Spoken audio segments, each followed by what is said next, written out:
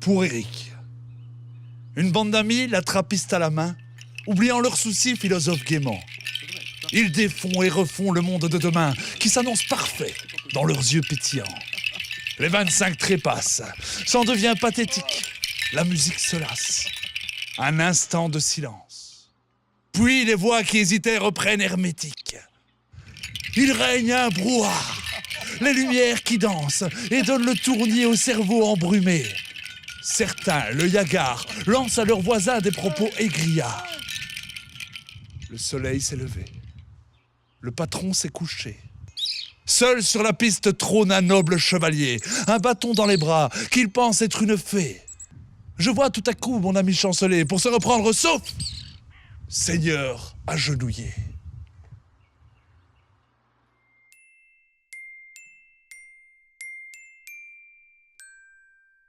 Ça a commencé, je voulais faire un spectacle sur les poésies d'amour. Et quand Jacques Herbet, le metteur en scène, est venu chez moi, il est tombé sur ce livre de Raymond Wilvers. Et il a dit « Wow, ce mec, c'est un génie !» J'ai fait partie de Fanfara, une fanfare montée à Bruxelles. Mon tout premier groupe, c'était Jerry Kim Collins, avec mes amis d'enfance, que je continue d'ailleurs toujours à faire comme projet personnel, plus de la musique de cinéma, etc. J'ai joué dans la fanfare du Commando Fête, dans Moon Invaders, ça a duré des années. On a fait des tournées européennes, américaines, Carol Ray Jones, qu'est-ce que j'oublie, Left Arm of Buddha, ça c'est mon groupe actuel de musique exotica. Le premier spectacle était pas mal consacré à Raymond Wilvers et à certains auteurs de la province du Luxembourg, mais aussi à des textes plus inconnus dans les classiques, des Baudelaire à propos des Belges, pauvres Belgique.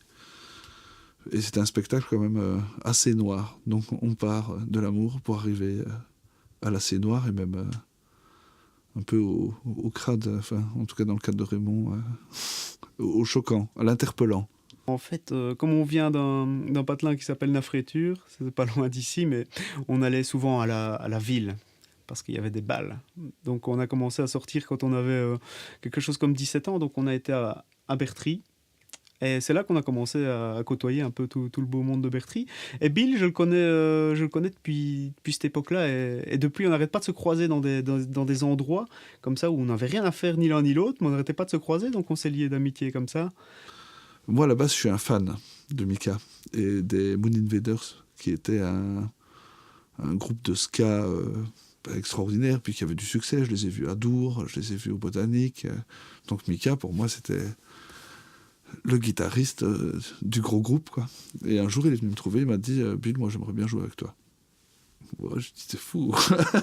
J'étais au courant qu'il faisait des spectacles, donc comme je suis curieux, j'ai toujours été voir. Et donc quand il a commencé Cardénique Poétique avec son frère, j'ai été voir. Et quand ça a été terminé, parce que le frère de Bill, Bruno, a dû stopper pour des raisons professionnelles, j'ai trouvé dommage que ça ne continue pas. Et Bill n'était pas désespéré, mais je suis venu le trouver et lui dire « Bah tiens, ça ne continue pas, qu'est-ce qui se passe ?» Ben non.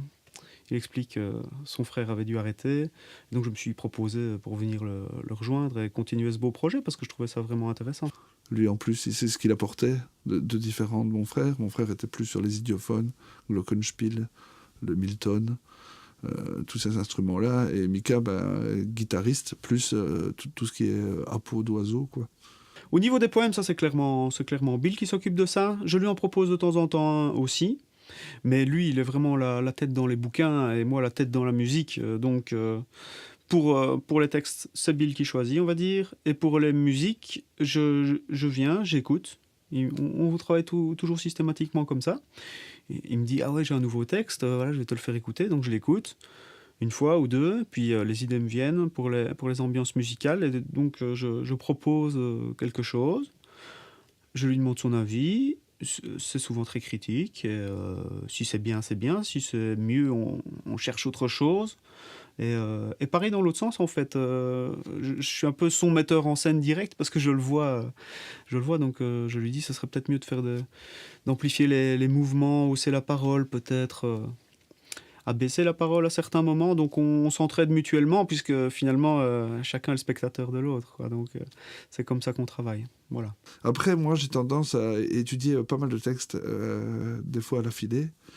Donc, la peur de Mika, en fait, c'est qu'à la prochaine répétition, je lui dis qu'il y a 5 textes que j'ai étudiés qu'il faut mettre en musique. Parce qu'à chaque fois, on recommence depuis le début, puis il y a de plus en plus de textes. Et en fait, chaque set qu'on fait est différent. Chaque fois, moi, je choisis en fonction de l'humeur, en fonction de ce qu'on a envie de faire passer, en fonction de la région où on va, de quelqu'un qu'on a envie de mettre en valeur. Donc, tout se fait ensemble. Pour l'instant, ce qu'il y a, c'est qu'on essaie de sensibiliser les jeunes à la poésie. Dans les écoles, on a un programme scolaire qu'on a mis au point. Et ça, c'est vraiment ce qu'on aimerait bien faire pour l'instant.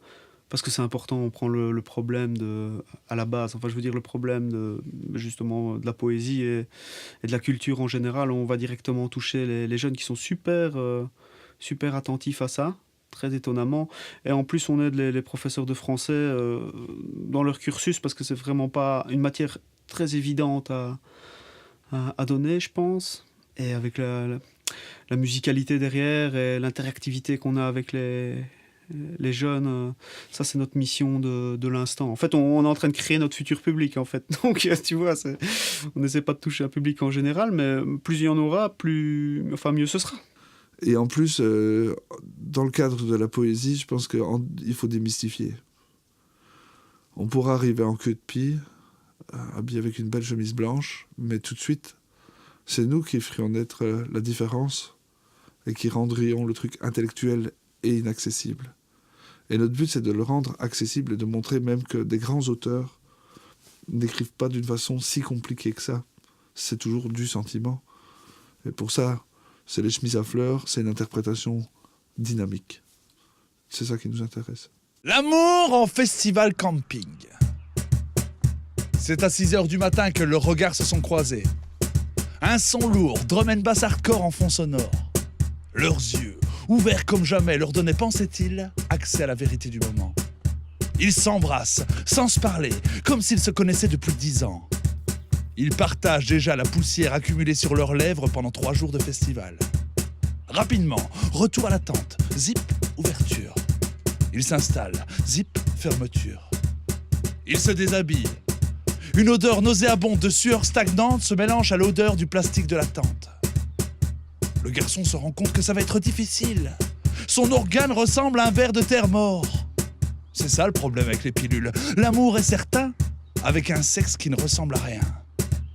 Malgré tout, ils se sentent en fusion. Ils ont l'impression d'avoir une température de 100 degrés à eux deux. Rapidement, une voix s'approche, criant « Poil Chantal !» s'écroule sur la tente. Zip, ouverture. Ils sont tous les deux choqués. Le garçon saigne. La fille recrache le sang du garçon, car quand l'impact a eu lieu, le baiser était langoureux. Elle accompagne son blessé jusqu'à l'infirmerie. Mais elle retourne à sa tente, mal à l'aise avec ce garçon saignant. Il est parti chez le dentiste de garde. Il se dit qu'il s'est encore cassé les dents sur ce qu'il croyait être l'amour de sa vie. En revenant sur le site, David guetta, mais Hélène s'égara.